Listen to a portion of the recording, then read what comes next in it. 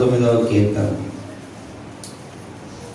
71వ చరణములో ఒక మాట కింద లైన్ ఉంది.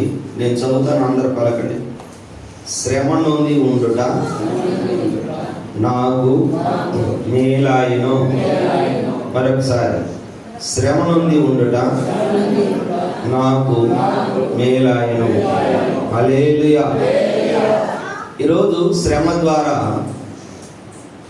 కొన్ని శ్రమలు, లేకపోతే నీ జీవితంలో, నీ కుటుంబంలో శ్రమలు వస్తే ఆ శ్రమలు అనేది కొన్ని దినాల తర్వాత, కొన్ని సంవత్సరాల తర్వాత అది మేలుకరంగా మారబోతుంది. హల్లెలూయా.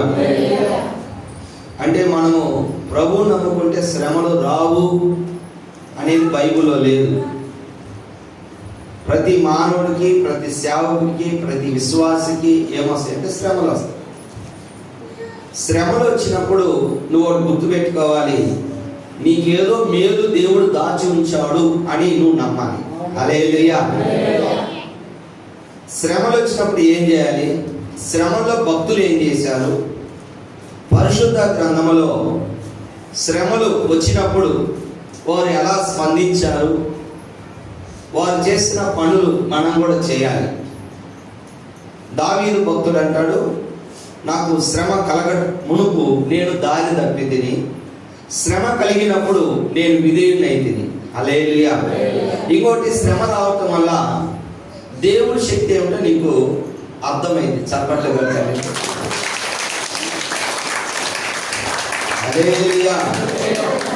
దేవుని యొక్క మహిమ, దేవుని యొక్క శక్తి, నీ శ్రమలలో దేవుడు నీకు ఎలా సహాయం చేయగలుగుతున్నాడో, ఆహారం లేనప్పుడు, ఆరోగ్యం లేనప్పుడు, అపాయం వచ్చినప్పుడు దేవుడు ఆ శ్రమలో నీకు ఎలాగ సహాయం చేశాడో ఒక ఉన్నతమైన పాఠాన్ని దేవుడు నీకు నేర్పిస్తాడు. హల్లెలూయా. మనం దేవుని నమ్ముకున్న తర్వాత, రక్షించబడిన తర్వాత మందిరానికి వస్తున్నప్పుడు, ప్రార్థన చేసుకుంటున్నప్పుడు, పాటలు పాడుకుంటున్నప్పుడు, నేర్చుకుంటున్నప్పుడు, చక్కగా మనము అన్ని రకాలుగా బాగున్నప్పుడు కూడా శ్రమలు వస్తాయి. షడ్రకు, మెషకు, అబేద్నెగోలు అనేవాళ్ళు, వారికి ఒక స్థానం ఇచ్చాడు. చెరసాలలో వారు దేవుడి పట్ల నమ్మకంగా ఉంటే వారు ఒక చిన్న ఉద్యోగంలో సెటిల్ అయ్యారు. బాగా వినండి. ఒక చిన్న ఉద్యోగం చేసుకుంటూ చక్కగా నిర్వర్తిస్తున్నారు. ఈలోపు ఆ చుట్టుపక్కల ఉన్న తనతో పాటు ఉన్న వాళ్ళు ఈ షడ్రకు, మెషకు, అబేద్నెగోల్ని ఏదో ఒక రూపంలో పట్టేవాలి. వీళ్ళు ఎక్కడి నుంచో వచ్చారు, కొంచెం స్థానం పొందుకున్నారు అనేసి వీళ్ళు ఏదో ఒక రూపంలో రాజుగారు మరి వీళ్ళని శిక్షించేటట్టుగా వీళ్ళని ఏదో ఒక రూపంలో బాధ పెడదాము అని ఒక పన్నాగం పన్నారు. ఏమిటి అది అంటే, రాజు దగ్గరికి వెళ్ళి, రాజా, ఏ సమస్య వచ్చినా, ఏ శ్రమ వచ్చినా, ఏ బాధ వచ్చినా నీ దగ్గరికే వచ్చి నువ్వు నిలబెట్టిన ప్రతిమకు మొక్కాలి. నీవు బాగా గమనించండి,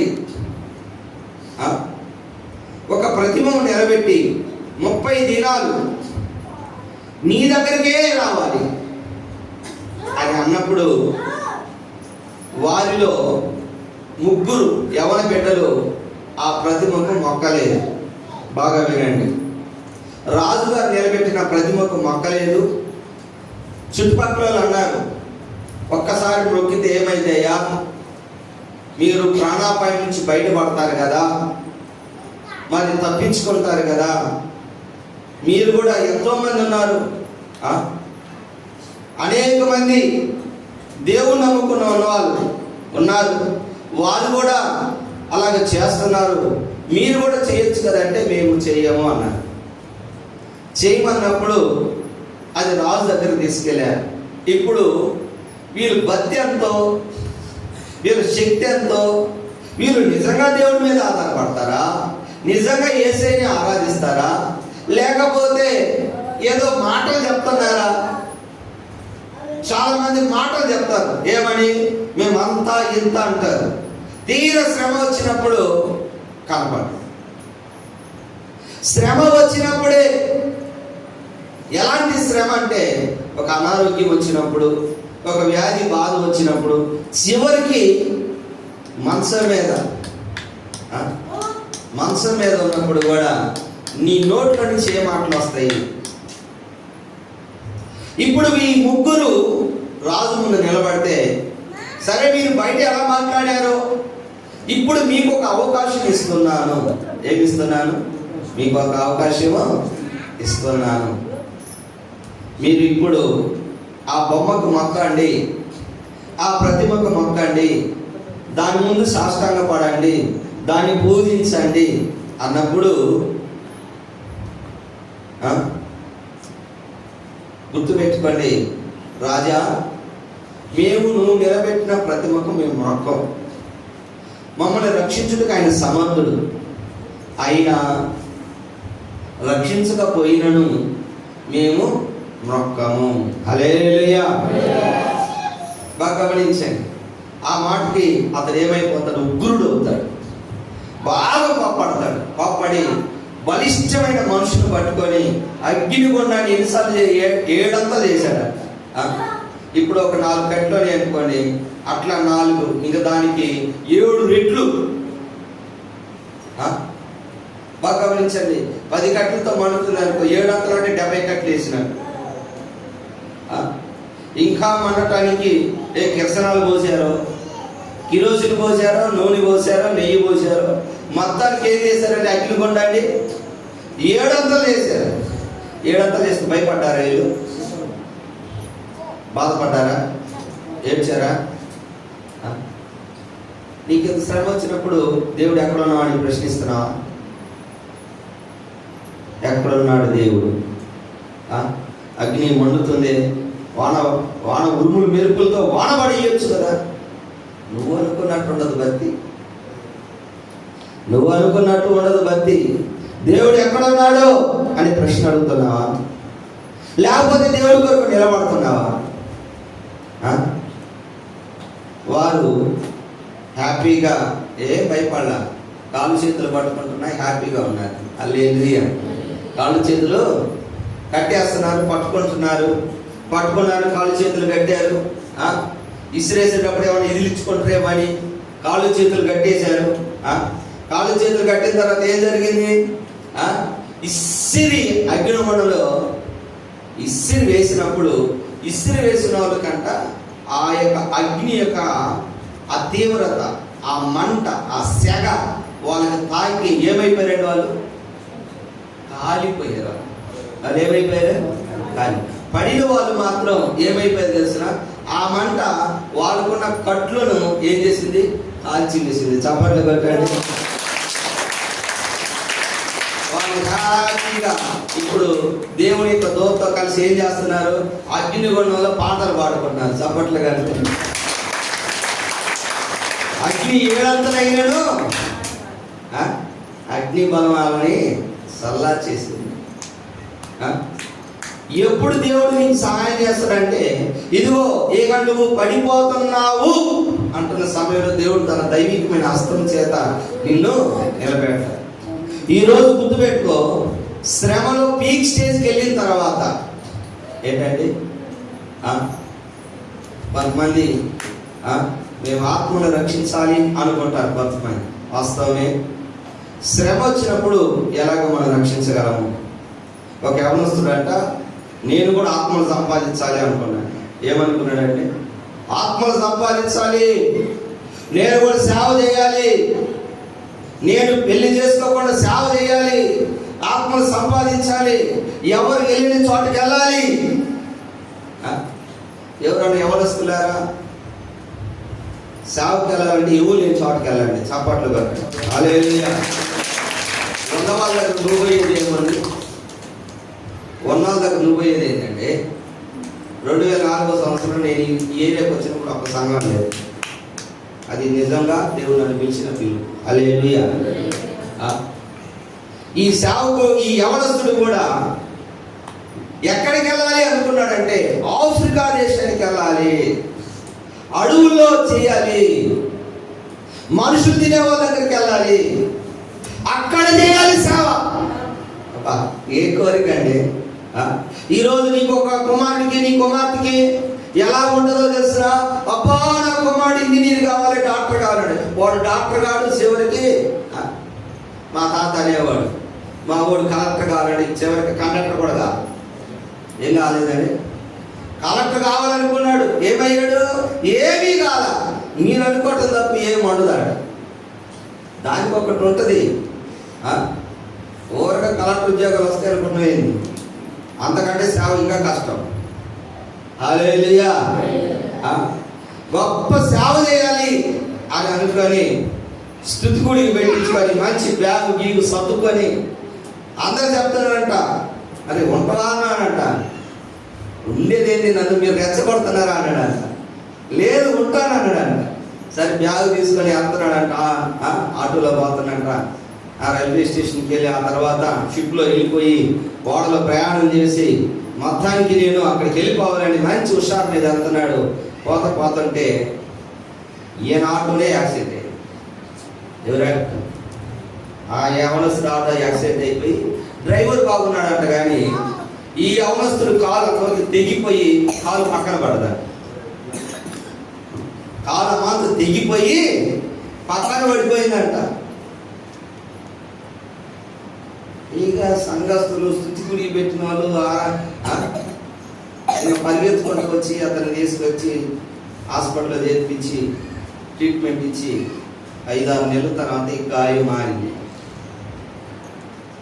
ఎందుకు రావా సేవ చేయాలంటే కాలు ఇరిగింది, అది సేవ చేయాలంటే నీకు నష్టం జరిగినప్పుడు నువ్వు వస్తావా? భక్తి చేస్తావా?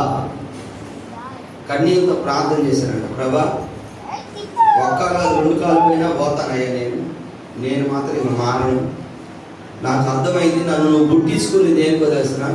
నన్ను నువ్వు ఈ లోకంలో పుట్టించుకునేది దేనికి అంటే నీ పరిచర్య చేయడానికే నన్ను పుట్టించుకున్నావని నాకు అర్థమైంది. ఇప్పుడు గడ్డాలు మీసాలు అన్ని తెల్ల వెంట్రుకలు నడిచిపోయినా కానీ వాళ్ళని ఎందుకు పుట్టించుకున్నారో వాళ్ళకి అర్థం కావట్లా. అసలు దేవుడిని ఎందుకు పుట్టించుకున్నాడు ఏ రోజున అడిగావా? నువ్వు ఎప్పుడు నాకు పిల్లలు లేదో, మా పిల్లోడి లేదు, లడ్డోడి లేదు, సన్నగించావో, పొట్టోడిచ్చావో, ఇస్తే పెరగలేదని, పెరగకపోతే లావయ్యాలని, మళ్ళీ తగ్గాలని. ఓరి నాయన ఎన్ని తిప్పుకోలేదు. వీటితోనే కుటుంబం సంసారాలు మొత్తం చేసుకొని చివరికి లాస్ట్ గుంతకాడికి పోయేదాకా కూడా ఇంకోటి ఏముంది? ఏమన్నా ఇచ్చానా నా పిల్లలు? కానీ నీ ఆలోచన బాగా గమనించండి. అసలు ఏ రోజైనా ప్రభా నన్ను ఎందుకు పుట్టించావు? నాకు కూడా 22-23 సంవత్సరాలు వచ్చేదాకా నన్ను ఎందుకు పుట్టించాను నాకు అర్థం కాదు. నేను అనుకున్న ఉద్యోగం చేసి కారులో తిరిగి హ్యాపీగా, లగ్జరీగా, స్మార్ట్గా, తర్వాత తెలిసింది ఇది నాకు ఇచ్చింది దేవుడు. హల్లెలూయా! అందుకేనో ఆయన రక్షణ సువార్త ప్రకటించు. అది ప్రకటిస్తేనే రా నీకు పోవా, అది ప్రకటిస్తేనే నీ నోట్లోకి పోవా. బాగా గమనించండి, గుర్తుపెట్టుకోండి. ప్రభువు లేకుండా నీ పక్కన పంచి పరమాణాలు ఉన్నా కానీ నీకు ఆనందం ఉండదు. నువ్వు అనుకుంటున్నావు, నువ్వు పాన్పు మీద వండుకున్నా నీకు సంతోషం ఉండదు. పరుపు కొన్నా కానీ దిల్లో హృదయంలో ఏం లేకపోతే, మైండ్ సరి లేకపోతే ఏముండదండి? నీకు అన్నీ వేస్తే. నన్ను పిలిచినప్పుడు నైనా ఇంట్లో ఎట్టుంది నాయన, ఇంట్లో మా నాన్న అట్టున్నాడు నాయన, మా నాన్న ఇంకొక ఆమెను చేసుకొని ఆయన గందరగోళంలో ఉన్నాడు. కొంతమంది అంటారు, అయ్యా మా నాన్న ఇంత బాధలు పెడతాను. మీ నాన్న మా నాన్న ఇంకా బాధలు పెట్టాడు. ఇంజనీరింగ్ 2వ సంవత్సరం దాకా కొట్టాడు నన్ను. మా ఇంట్లో కష్టాలు ఉన్నాయి, నీ ఇంట్లో కష్టాలు ఉన్నాయి. మీ ఒక్కరికే ఉన్నాయి అనుకోగలరు. మా మామయ్య నన్ను తిడుతున్నాడు, మా అత్తయ్య నన్ను కొడుతుంది, మా వాళ్ళు ఇట్లా అంటున్నారు. ఓ నాయన ఉమ్మేసుకొని అంతా అయిపోయింది. ఏడ ఉమ్మేయించుకున్నా మేడ, ఉమ్ము మొఖం మీద ఊసారు. నువ్వేది పొడబొడ్డ వాటికే ఓ బ్రహ్మాండం అనుకుంటున్నావు. అన్నీ అయిపోయి నిలబెట్టాడు దేవుడు. హల్లెలూయా! ఆకలి బాధ ఏంటో తెలుసు. ఇవన్నీ బాగా గమనించండి.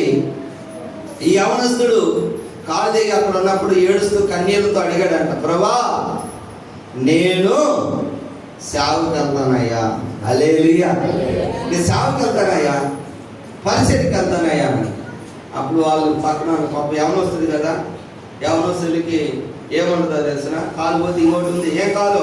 ఆర్టిఫిషియల్ లేదు, రబ్బర్ కాలు, ప్లాస్టిక్ కాలు. మోటోలు ఏమో చెక్క కాలు పెట్టుకోండి.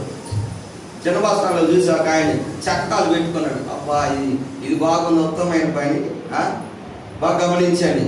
కాలు లేదు అనుకునేదానికన్నా కనీసం చెక్క కాలం ఉంది. ఈ మనిషి రబ్బర్ కాలు పెట్టుకొని మళ్ళీ ప్రయాణం అయ్యాడు. ప్రయాణం అవటం అక్కడికి మొత్తానికి చేరుకున్నాడు. చేరుకోగానే ఈ అడవి మనుషులు బీక తినేవాళ్ళు, వాళ్ళు మనుషులే బీక తింటారు. మన మధ్య ఉన్నారు సమాజంలో. ఎట్టుంటో తెలిసిన మైండ్ తినేవాళ్ళు ఉంటారు. నీ మైండ్ తినేవాళ్ళు ఉంటారండి. వాళ్ళు ఒకసారి చంపి మాంసం వండుకొని తింటారు. వీళ్ళు రోజు చంపుతారు, మాటల ద్వారా చంపుతారు, సూపు ద్వారా చంపుతారు. ఎవరైనా కొత్త చీర కట్టుకోండి చాలు, ఇంక అవుట్. వాళ్ళు ఏదో పాపం సంవత్సరానికి ఒకసారి పలావ్ వండుకున్నారు అనుకో, పలావ్ వండుకున్నారే. సూపులు ఎట్లుంటాయి తెలిసిన గందరగోళం. అంటే ఎప్పుడు నీ జీవితంలో నువ్వు ఒక్కడే పచ్చకున్నారు, పక్కన వాళ్ళందరూ ఎండిపోవాలా? ఏంటి నీ ఫిలాసఫీ ఏంటి? అసలు నీ మనసు ఏంటి? దేవుడు నమ్ముకొని అంటే నువ్వు ఒక్కడే బాగుపడాలా? ఇంకెవరు బాగుపడకూడదా? ఎవరు బట్టలు వేసుకోకూడదా? ఎవరు బండి కొనుక్కోకూడదా? ఏంటి నువ్వు నీ ఆలోచన ఏంటి?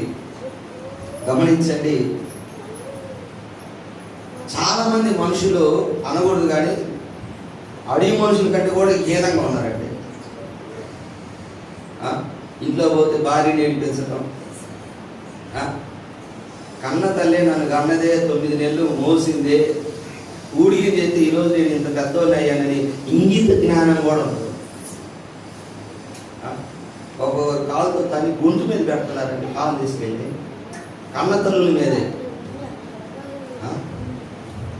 అంటే నేను నన్నందుకు వాళ్ళు తప్పు చేశారా, నేరం చేశారా? నీకు అంతకు ఇష్టం లేకపోతే దూరం ఉంది, నువ్వు చేయాల్సి వచ్చి. హల్లెలూయా. అర్థమైందా? అసలు భయంకరంగా ప్రవర్తిస్తున్నారు. భార్య అంటే బానిస కాదు, భార్య అంటే తోడు, అంతే. అర్థమైందా? అన్ని విషయాల్లో గుర్తుపెట్టుకోండి, వాళ్ళిద్దరూ నిర్ణయాలు తీసుకోవాలి. అలా నిర్ణయం తీసుకున్నప్పుడే కుటుంబం జీవితం పైకి వచ్చింది. అర్థమైందా? చాలా మంది ఏంటంటే వారి పనులు నిర్వర్తించకుండా పక్కన వాళ్ళకి ప్రాబ్లం చేసి పెడుతున్నారు, పక్కన వాళ్ళని బాధపరుస్తున్నారు. నీకు ఇచ్చిన స్థానము, నీకు ఇచ్చిన విలువ, నువ్వు ఎంత, నీ యొక్క స్ట్రాటజీ, అసలు నీ యొక్క స్టేజ్ ఏంటి బాగా గమనించండి. దేవుడు నీకు ఎంతవరకు ఇచ్చాడు, నా యొక్క స్థితి ఏంటి, నా స్థానం ఏంటి, నేను ఏ స్థానంలో ఉన్నాను బాగా గమనించండి.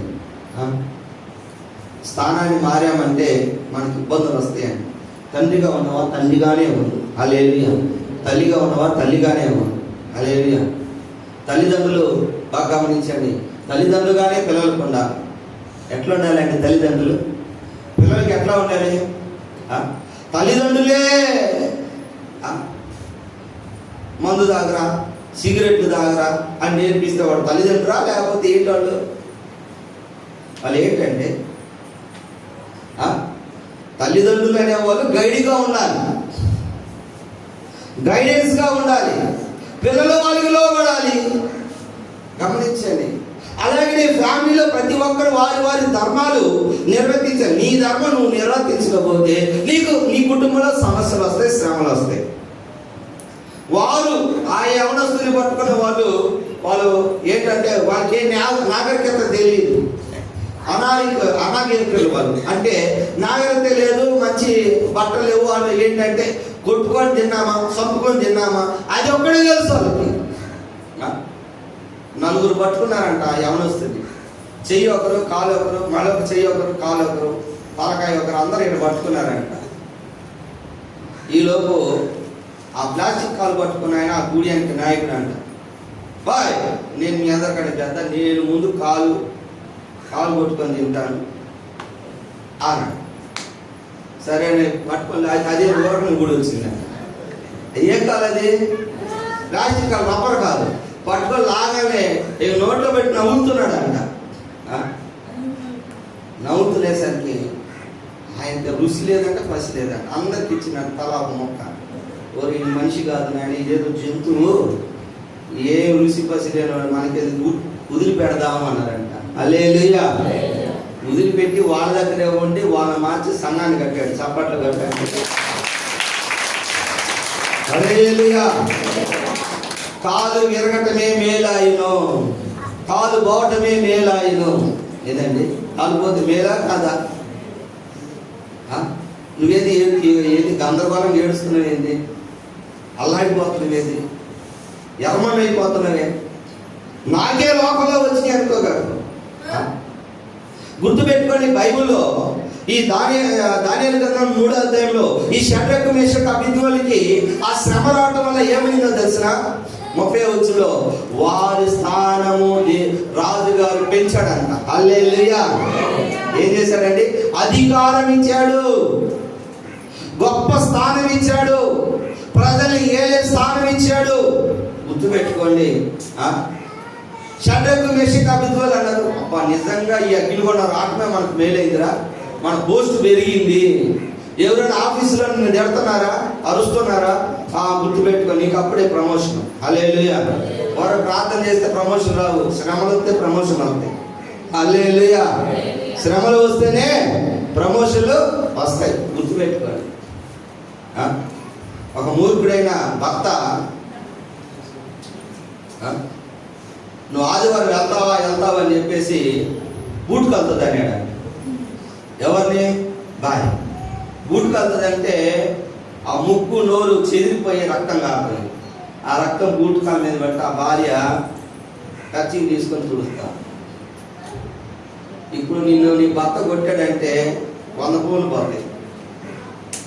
ముందు అమ్మ నాన్నకి అసలు కుటుంబాలు సగం దెబ్బతినేదానికి ముందు సూత్రం చెప్తున్నాను చూడు. వివాహం అయిన తర్వాత తల్లిదండ్రులు మర్చిపోవాలి. అదేంటన్నా అర్థంతగా నేను కాదు, బైబిలే చెప్తాను. నీకు అత్తే సమస్తం, మామే సమస్తం, భర్తే. మర్చిపోవటం అంటే తెలిసిన ఇంటి మీద ఉండకూడదు, ఆ జరిగినవన్నీ ఫోన్లో చెప్పకూడదు, సీక్రెట్. నీకు అంతగా మాట్లాడాలంటే భర్త ముందే, అత్త ముందే, మా ముందే ఫోన్. హల్లెలూయా. డౌట్ రాకుండా ఉంటుంది. అవసరమైతే స్పీకర్ పెట్టి మాట్లాడు.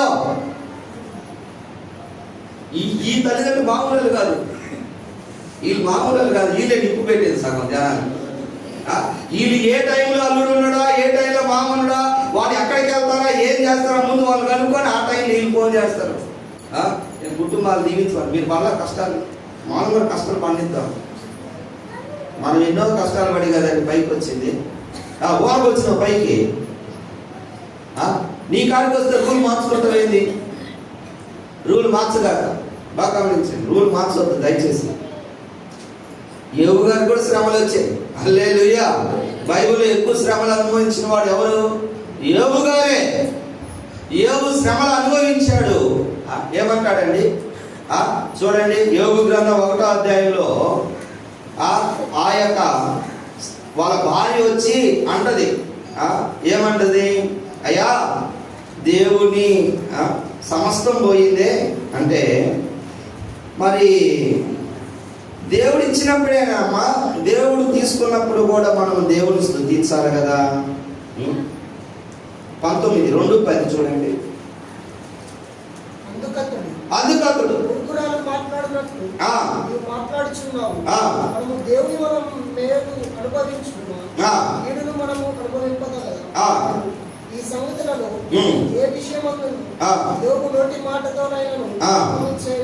చూడండి, భార్య వచ్చి అంటుంది, నువ్వు యథార్థతను వదిలిపెట్టి నువ్వు మరణించయ్యా.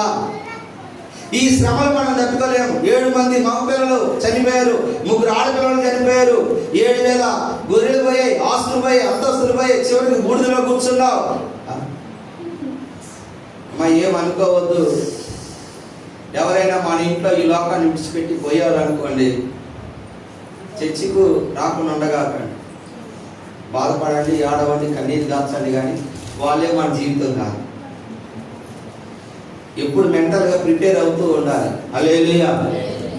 అర్థమైందా? ఎప్పుడు మనం వాడు గుర్తు పెట్టుకుంటూ ఉండాలి. ఈ లోకంలో మనము ఎవరము? యాత్రికులము. యాత్ర చేసేవాడు ఎక్కడైనా బాగా గమనించండి, దిగవాలి. మహాబలాఢ్యులు కూడా ఈ లోకం విడిచిపెట్టి పోవాల్సింది. మరి ఎప్పుడు పిలుస్తాడో దేవుడు? దేనికైనా మనం సిద్ధంగా ఉండాలి. యోబు అన్నిటికీ సిద్ధంగా ఉన్నాడు. ఇచ్చినప్పుడు ఆనందించాడు, సంతోషించాడు. ఇవ్వనప్పుడు కూడా ఏం చేశాడు? చూడండి, మొదటి అధ్యాయము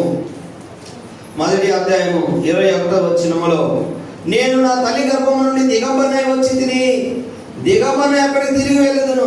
పలకండి, యెహోవా ఇచ్చును, యెహోవా తీసుకొని పోయిండు, యెహోవా నామమునకు స్తుతి కలుగును గాక. హల్లెలూయా. డబ్బులు ఇచ్చినప్పుడు స్తోత్రమే, డబ్బులు ఇచ్చినప్పుడు స్తోత్రమే. ఆరోగ్యం ఉన్నప్పుడు స్తోత్రమే, అనారోగ్యం ఉన్నప్పుడు స్తోత్రమే. అదేంటండి? అదే బైబిల్ నేర్పించేది. బైబిల్ ఏం నేర్పిస్తుంది అంటే, మనం ఏ స్థితిలో ఉన్నా కానీ దేవుడిని స్తుతించాలి. నీకు శ్రమ కలిగిందా? శ్రమ కలిగినప్పుడు మరి యోబు ఏమని తీర్మానం తీసుకున్నాడంటే, నేను దేవుడి కొరకు నిలబడాలి. ప్రపంచంలో ప్రతి వ్యక్తికి కూడా సాధారణంగా శ్రమలు వస్తాయి. గుర్తుపెట్టుకోండి. ఆ శ్రమలు వచ్చినప్పుడు యోబు నిలబడ్డాడు. నిలబడి లాస్ట్కి అంటున్నాడు 23వ అధ్యాయంలో 10వ వచనం, నేను శోధింపబడిన పిమ్మట నేను సువర్ణ వల్లే అయితిని. హల్లెలూయా. బంగారం అయిందంటండి. మీకు ఎవరికైనా తెలుసా బంగారం ఎట్లా దొరికిద్దో? బంగారం ఉండేది కూడా మట్టిలోనే. ఏంటండి? బంగారం ఎక్కడ దొరికింది? మట్టిలోనేనండి. ఆ మట్టిలో నుంచే బంగారం దాని దగ్గర ఉంటుంది. అది తీసుకొని దాన్ని బాగా చేసి ఇనుమైనా ఏదైనా ఏ మెటీరియల్ అయినా సరే భూమి లోపల నుంచి వస్తాయి మనకి. అర్థమైందా? బంగారం లాగా నువ్వు తయారు అవ్వాలి అంటే పేరు బంగారం పెట్టుకుంటే కుదరదు. శ్రమలో నుంచి వస్తే బంగారం అవుతుంది. హల్లెలూయా. ఏంటయ్యా దేవుడు నిన్ను పరీక్షించేది అంటే, యాకోబు రాసిన మొదటి పేతురు రాసిన పత్రికలో అంటాడు, ఇదిగో అమూల్యమైన విశ్వాసం. చూడండి, మొదటి పేతురు రాసిన పత్రిక 1వ అధ్యాయంలో, నశించిపోయే బంగారం 7వ వచనం,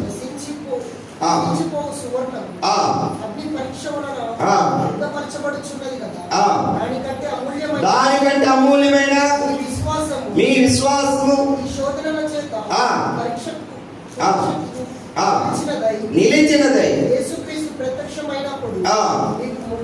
మెప్పులు మహిమయు ఘనతయు కలుగుటకు కారణమాయను. హల్లెలూయా. పలకండి, దేవుడు నా విశ్వాసాన్ని పరీక్షిస్తాడు. అగ్నిగుండంలాగా పరీక్షిస్తాడు. నీ విశ్వాసాన్ని పరీక్షిస్తాడు, నా విశ్వాసాన్ని పరీక్షిస్తాడు. అనుక్షణము కూడా నీవు దేవుడి చేత పరీక్షించబడుతూ ఉంటావు. కాబట్టి గుర్తుపెట్టుకోండి, మనందరికి శ్రమలు వస్తాయి. శ్రమలో నిలబడ్డవారు మళ్ళీ ఏమవుతారో తెలుసునా? మరి మేలు పొందుకుంటారు. యోబు నిలబడ్డాడు కాబట్టి 2 మేలు పొందుకున్నాడు. హల్లెలూయా. తిరిగి ఆయనకు ఆరోగ్యం వచ్చింది, తిరిగి తనకి బిడ్డలు పుట్టారు, తిరిగి తన ఆస్తుల కంటే డబల్ వచ్చింది. దేవుడి యందు ఈ దినము గుర్తుపెట్టుకోండి, ఒకవేళ నీకు శ్రమ ఇప్పుడు ఉందంటే నీకు ఒక మేలు దేవుడు ఇవ్వబోతుంది. అమ్మా, యోబు గారికి శ్రమ వచ్చినప్పటి నుంచి 200 పొందుకునే దాకా ఈ మధ్యలో టైం ఎంత బట్టి ఉంటుంది అంటే, బైబిల్ ఏమని రాయబడింది? శోధించబడ్డాడు, స్వర్ణమయ్యాడు, 200 పొందుకున్నాడు. ఈ మొత్తము ఒక 4-5 అధ్యాయాలు రాసేసారు. అంటే 4 రోజులు పట్టిందా? ఒక చరిత్రకారుడు అంటాడు, ఈ మొత్తానికి టైం దాదాపు 40 సంవత్సరాలు పట్టిందంట. ఎన్ని సంవత్సరాలు? కనీసం 10 మంది పిల్లలు పుట్టడానికే ఎంత పెట్టిందండి? 10 మంది పిల్లలు పుట్టడానికి 10 సంవత్సరాలు పట్టదు. నువ్వు వరుసగా పుట్టినదే. బాగా గమనించండి. ఈ 7,000 గొర్రెలు 14,000 గొర్రెలు కావాలంటే ఆలోచన చేయండి. ఇవన్నీ కూడా జరగాలంటే చాలా మంది అనుకుంటారు, అన్న మరి నాకు ఇప్పుడు శ్రమ వచ్చిన ఎమ్మటే నాకు తగ్గిద్దంటే, ఎమ్మటే ఎట్ట తగ్గిద్ది తల్లి? ఎమ్మటే కాదు, ఒక పరీక్ష నువ్వు నేర్చుకోవద్దు, నువ్వు కొన్ని పాఠాలు నేర్చుకోవద్దా? బడి వచ్చే ఎమ్మటే ఉద్యోగం వచ్చే పడితే అందరం బడికి పోము. ఇప్పుడు కూడా అందరం బడికి పోమండి. కొంత దానికి తర్ఫీదు ఉండాలి.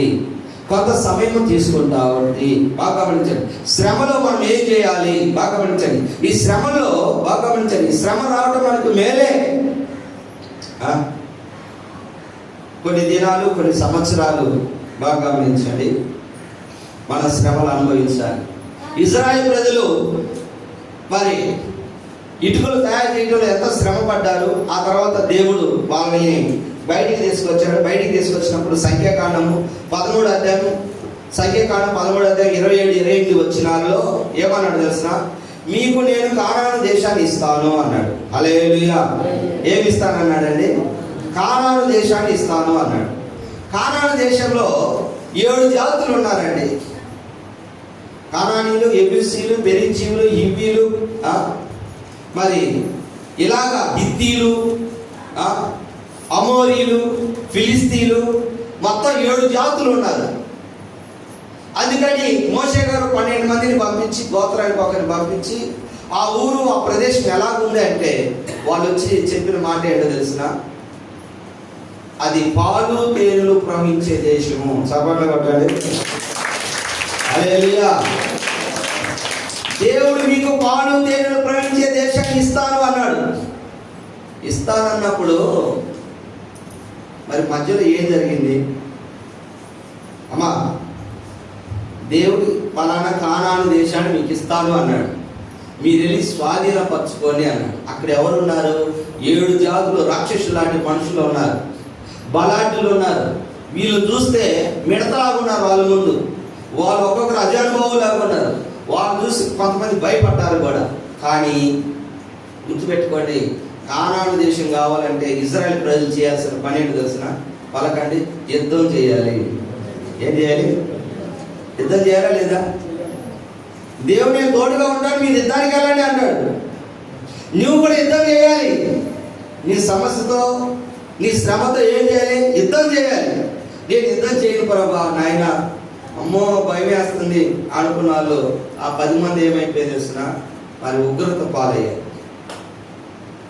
యుద్ధం చేస్తామని బయలుదేరారు. బయలుదేరిన వారు ఏం జరిగిందో తెలిసిన? దేవుణ్ణి స్తుతిస్తూ ఆరాధిస్తూ ఎరుకో పట్టణాన్ని జయించారు. అలాగనే ఆ దేశాన్ని స్వతంత్రించుకున్నారు. హల్లెలూయా. యుద్ధం లేకపోతే విజయం లేదండి. యుద్ధం లేకపోతే విజయం లేదు. ఖచ్చితంగా యుద్ధం ఉంటుంది, నీకు పోరాటం ఉంటుంది, పోరాడాలి. ఈ శ్రమలతో మనం పోరాటము చేయాలి. అయితే శ్రమలు వచ్చినప్పుడు ఏం చేయాలి? బాగా వినాలి. శ్రమలు వచ్చినప్పుడు ఏం చేయాలి? శ్రమలు వచ్చినప్పుడు మొదటిగా గుర్తుపెట్టుకొని కొన్ని విషయాలు చెప్తా. మనందరికీ శ్రమలు వస్తాయి, సేవకులు కూడా శ్రమలు వస్తాయి. బైబిల్లో అగ్ని దించిన ఆయన ఎవరండి? అగ్ని, ఆకాశంలో నుంచి అగ్ని దించిన ఆయన ఎవరండి? ఏలియా. అర్థమైందా? మొదటి రాజుల 18వ అధ్యాయంలో 400 బయలు ప్రవక్తలు ఉన్నారు. ఈయన ఒక్కడే నిలబడ్డాడు. ఇదిగో మీ దేవుడు నిజమైతే ఈ కట్టెల మీద పశువుని పెట్టి మీరు అగ్ని దించండి అని 400 మందికి చెప్పాడు. వాళ్ళు మధ్యాహ్నం దాకా ఏం చేశారంటే కేకలేశారు. కేకలేసినా కానీ రాలేదు. ఓ కత్తులు తీసుకొని కోడాలతో కొట్టుకుంటున్నారు. గమనించండి. కొంతమంది మనం అనుకుంటాం, అప్పుడప్పుడు బాగా గమనించండి, కొంతమంది కొట్టుకుంటారు కోడాలతో కొట్టుకొని గాయపరుచుకుంటారు. వాళ్ళ తర్వాత తెలిసింది, తెల్లారిగా తెలిసేది. బాగా గమనించండి. కొంతమంది పెళ్ళప్పుడు ఎగురుతారు తాగి. ఉదయం చూడాలి వాళ్ళ పరిస్థితి. నేను ఒకప్పుడు ఎగిరినోని, కొండలో దూకాలి. ఏం చేస్తాను, నేను ఎగిరినోని అండి. ఎగిరి తర్వాత తెలిసింది కాళ్ళని బొబ్బలు పెట్టి. ఎగిరే వాళ్ళు ఎగరదీయండి, తర్వాత తెలిసేది. ఎగిరారు మధ్యాహ్నం దాకా ఎగిరారు. ఎగిరితే ఏం జరిగింది?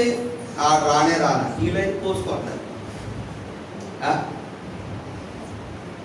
మీరు రాగండి అని చెప్పేసి ఈయనేం చేశాడు? ఆ బలిపీఠం మీద ఉన్న మాంసం మీద అసలు నిండుగా నీళ్లు పంపించాడు. ప్రార్థన చేశాడు, ప్రభా నువ్వే కదా నైనా నన్ను ఇక్కడికి పంపించింది, నీ సేవ చొప్పున నేను ఇక్కడికి వచ్చాను, నీ నామాన్ని మహింపరచడానికి నేను నిలబడి ఉన్నానయ్యా. అయ్యా దయచేసి అగ్ని దించు ఆయన ప్రభు అనగానే ఆకాశంలో నుంచి వచ్చే అగ్ని ఏం చేసిందండి? బలిపీఠం మీద ఉన్న పశువుని మొత్తాన్ని ఒక్క క్షణంలో ఏం చేసింది? కాల్చివేసింది. హల్లెలూయా. ఇక కాల్చివేసి ఆ 400 మందిని కత్తితో చంపేశారు. ఇప్పుడు ఎట్టండి? బ్రహ్మాండంగా అందరూ పేరు మారిపోయి ఆ 19వ అధ్యాయం 18వ అధ్యాయంలో విజయం ఉంది. 19వ అధ్యాయంలో ఆయనకు ఒక SMS పోయింది. ఏంటండి? SMS పెట్టారు. ఒక ఆయన వచ్చి చెప్పాడు, ఏలియా అగ్ని దించావని సంతోషంగా ఉన్నావా? అట్టయితే కాసుకో, ఈ యొక్క యెజెబెలు రాణి తన డబ్బులతో 400 మందిని పోషిస్తుంటే వాళ్ళని, ఆ యొక్క మంత్రుల్ని వాళ్ళందరినీ చంపావు కదా, ఇదిగో రేపు నీ తల తీసేసింది అని. ఏమన్నాడంటే, నీ తల తీపించింది, మనుషులు పట్టుకొని చంపించిందంట, నిన్ను కత్తితో చంపించిందంట, కాసుకోనగానే ఏక దూడాల ఈ అగ్ని దించిన ఏలియా సంగతి. ఆయన మనిషేనండి అనకూడదు, కానీ చప్ప కట్టుకొని ఒక రోజు 24 గంటలు పరిగెత్తిండు. ఏంటంటే ఎన్ని రోజులు? 24 గంటలు, ఒక దినమంతా ప్రయాణం చేశాడు. ఏమైపోయాడండి? అగ్ని దించిన ఏలియా, ఓ ఆరాధన చేశాను, సేవ చేశాను, అట్లా ఇట్లా తప్ప నేను జయించాను. నీకు నాకుంటుంది ఒక రోజు భయపడే రోజు. ఈ శ్రమలో ఏమైపోయాడు? కృంగిపోయి ఒక దినమంతా ప్రయాణం చేసి మొదటి రాజుల గ్రంథం 19వ అధ్యాయంలోకి వస్తే 4వ వచనం, ఏలియా కృంగిపోయాడండి. ఒక దినమంతా ప్రయాణం చేసి ఏమన్నా తెలిసిన, ప్రభువా దేవుడా నన్ను చంపుకోను. ఆయన నువ్వు కూడా ప్రార్థన చేస్తావు, ఈ కష్టాలు, ఈ బాధలు, వీళ్ళు పెట్టే టార్చర్కి నేను బతకలేనయ్యా, అయ్యా నన్ను తీసుకోను ఆయన, నన్ను చంపుకోను ఆయన, నన్ను తీసేయను ఆయన ప్రార్థన చేస్తున్నాడు. నువ్వు కూడా అనుకున్నావేమో ఎట్లా అంటే, నువ్వు చంపన్నప్పుడు ఆయన చంపాలేంది? నేను కూడా రక్షించబడిన తర్వాత పడిపోతానంటే మీరేదో అనుకోగాకండి, ఏదో ఊహించగాకండి. నాకు ఒకటి ఆలోచన వచ్చింది, ప్రభా నేను రక్షించబడ్డ తర్వాత కూడా మళ్ళీ లోకాశలో లోక సంబంధమైన వస్తుంది. సరే నేను ఒకటి అనుకుంటాను ప్రభా, అది చేస్తావా అనుకున్న మనసులో. ఏమనుకున్నాను? ప్రభా నేను పాపాలన్నీ ఒప్పుకుని నాకు నన్ను చంపుకోను ఆయన, ఎందుకంటే కరెక్ట్గా పరలోకం పోతాను. అంటే నీకు శ్రమలు వచ్చినప్పుడు, బాధలు వచ్చినప్పుడు ఒప్పుకొని చచ్చిపోదాం అనుకుంటున్నావేంది? కొంతమందికి ఇంత ఏలియా కూడా ఏమైపోయాడు? కృంగిపోయాడు. నీకు కూడా కృంగుదల వచ్చింది, నాకు వచ్చింది, నీకు వచ్చింది. అట్టి సమయంలో ఇతను పోయి చెట్టు కింద ఉన్నాడు, మరణాపేక్ష గలవాడై. అంటే ఏంటంట? మరణం కోసం ఎదురు చూస్తున్నాడు. కానీ దేవుడు ఈ భూలోకంలో ఏలియాని ఎదురు పుట్టి కేవలం అగ్ని దించడానికి కాదు. హల్లెలూయా. ఆయన ద్వారా 2 పనులు ఉన్నాయి. ఆ పనులు భూమి మీద దేవుడు నీకు పెట్టిన పని ఇచ్చేదాకా నువ్వు పూర్తి చేశాక నిన్ను అసలు సావాలని నువ్వు రావాలి. చప్పట్లు కొట్టు.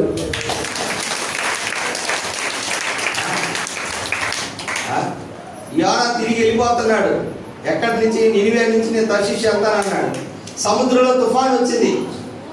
దేవుడు చెప్పాడు నినివే ప్రవక్తకి, యోనా నువ్వు నినివేకి వెళ్ళి నా గురించి చెప్పాయి అన్నాడు. ప్రభా వాళ్ళు మూర్ఖులు, అయినా వాళ్ళకి ఎందుకు సువార్త, వాళ్ళు మనల్ని ఇబ్బంది పెట్టే వాళ్ళు, వద్దులే ప్రభా అని చెప్పేసి తర్షీషుకి వెళ్ళాడు.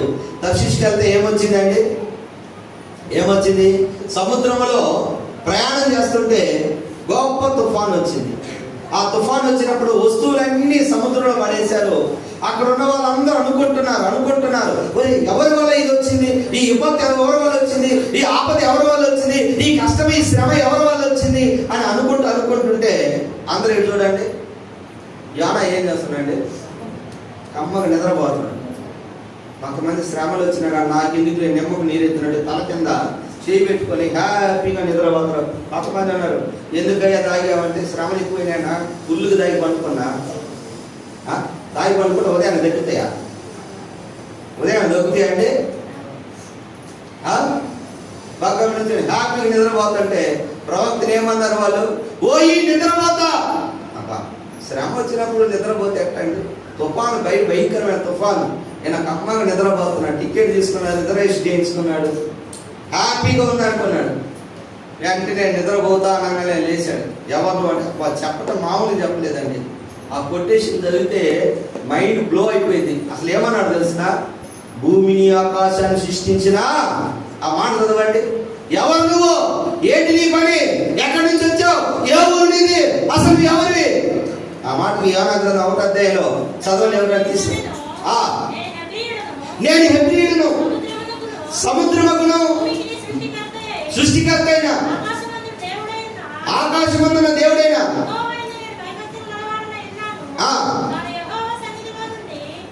అయ్యా చెప్పటం ఏమో డాబ్ చదివి చెప్పాడు. నిజంగా భయభక్తులు కలిగి ఉన్నాడా? నేను దేవుడు భక్తుని, నేను దేవుని విశ్వాసమే, భయభక్తులు కలిగి ఉన్నా. ఏంది అబద్ధాలు మాట్లాడతాడు? దేవుడిని భయభక్తులు కలిగి ఉంటే దేవుడు చెప్పినట్టు నడుచుకోవాలిగా. ఏమంటారు? నేను దేవుడు పెట్టినండి, నేను దేవుడు పెట్టాను. ఒకరోజు ఒక మనిషి తాగిలో అంటుంటే నాకు మైండ్ పోయింది. ఏందయ్యా తాగుతున్నావు ఏందన్నా అంటే, నేను ఎవరు నచ్చుకున్నాను? నేను దేవుడు పెట్టానన్నా. గుళ్ళు తాగావు కదయ్యా. గమనించాడు. నువ్వు తాగితే నువ్వు దేవుడు పెట్టావా? నువ్వు తాగుబోతు. తాగితే నీ పేరేంది? నువ్వు తాగుబోతువయ్యా. నువ్వు తాగితే దేవుడు పెట్టావా? నువ్వు యోనా దేవుడు పెట్టండి. అప్పుడు ఆయన అర్థం చేసుకొని చెప్పడానికైతే ఎవరో ఒకరు ఇంతప్పుడు సాక్ష్యాలు చెప్తారు. నేను ఎట్లా నమ్మాను, నేను ఎట్లా రక్షించబడ్డాను వాళ్ళు. ఓ అబ్బా ఏంటి చాలా సంగతి. ఇప్పుడు ఎక్కడున్నావు చెప్పు తల్లి, ఇప్పుడు ఎక్కడున్నావు నీ సంగతి, ఇప్పుడు పరిస్థితి ఏంటి? యోనా అన్నాడు, అయ్యా నేను దేవుడి సన్నిధి నుంచి వచ్చాను, అందుకే నా వల్ల ఈ ఉగ్రత వచ్చింది అన్నాడు. వాళ్ళు భయపడిపోయారు. సరే ఎవరి వల్ల వచ్చిందో చీటీలు వేద్దామన్నారు. చీటీలు వేస్తే ఎవరి మీద వచ్చింది? అది చూడండి, అందరు బిల్లు రాసుకున్నారు. గడగడ నేను అనుకుంటా గడగడ ఉడుకుతుంటాయేమో.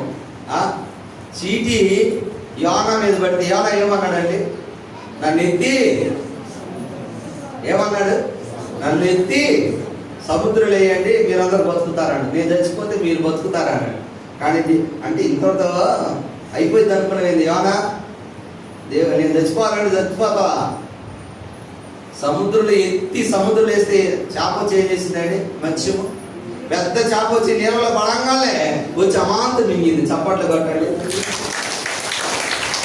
దేవుడి చిత్తం లేకుండా బాగా గమనించండి. మనుషుడా, నువ్వు ఎంత శ్రేష్టమైన వాడు తెలిసిన, ప్రపంచంలోనే ఒక పిచ్చుకు కింద పడాలని ఆయన బాగా వినండి. ఆయన చిత్తం లేకుండా ఒక పిచ్చుకు కూడా పడదు. మరి పిచ్చుకుల కంటే శ్రేష్టమైన నువ్వు పడిపోయే దేవుడికి ఇష్టమా? ఆయన నీకు టైం ఇచ్చేంత వరకు ఏ పని అయితే నీకు ఇచ్చాడో ఆ పని పూర్తి చేసేదాకా నిన్ను తీసుకెళ్ళడు. ఏలియా వెళ్ళిపోదాం అనుకున్నాడు. ఏలియా నువ్వు వెళ్ళవద్దు, ఇదిగో నా దూతను పంపుతానని చెప్పి నిద్రపోతున్నాడు. నిద్రపోతున్న వాడిని లేపి ఏం చేశారు? శ్రమలో ఉన్నవాళ్ళు, బాధలో ఉన్నవాళ్ళు ముందు ఏం చేయాలి తెలిసిన? ముందు టయానికి అన్నం తినాలి. హల్లెలూయా. ఏం తినాలి? అలాగాకండి, ఎవరేదన్నా అన్నా అలాగాకండి, ఆకలి మీద అలాగాకండి. గ్యాస్ డబ్బులు వస్తాయి, లేకపోతే భయంకరమైన జబ్బులు వస్తాయి. ముందు దేవదూతను పంపించి ఏలే భయపడకండి చెప్పేసి అట్టగా చెప్పింది. లేపి ఏం చేశారు? తీయండి 1 రాజుల 19వ అధ్యాయంలో అతన్ని లేపి రొట్టెను ఏమిచ్చారు చూడండి. 1 రాజుల 19వ అధ్యాయంలో